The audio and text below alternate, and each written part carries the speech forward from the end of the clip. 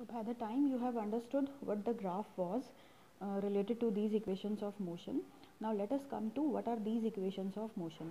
See, I have told you earlier also that we have to study about these sets of the set of these three equations. These are collectively known as equations of motion.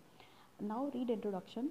When an object moves along a straight line with uniform acceleration, it is possible to relate its velocity acceleration during motion and the distance covered by it in a certain time interval by set of equation which are known as equation of motion.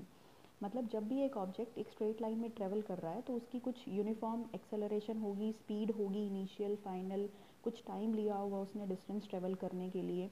तो ऐसी equation जो इन सब parameters को, यही सब physical quantities को inter relate कर दे, क्योंकि यही सब क्वांटिटीज़ हमने पढ़ी हैं अभी तक. तो ऐसी कोई equations which can relate all these physical quantities that we have studied till now, that are these kind of equations are known as equation of motion. तो इन इक्वेशंस में आपको प्रूव करने के लिए कोई भी एक इक्वेशन आ सकती है एग्जाम में, say this is first equation, second equation and third equation, and by name also I will tell you what are the particular name for these kind of relations. तो इनको याद करने के लिए या इनको डिराइव करने के लिए एग्ज़ाम में क्वेश्चन आता है. और डिराइव करने के लिए आपको सबसे पहले जो भी आप डेरिवेशन करते हो फिज़िक्स में, तो उसके लिए आपको पहले इंट्रोडक्शन लिखनी होती है, and that introduction is called as theory for the equation. Theory is like a brief knowledge of the concept, brief introduction for the concept.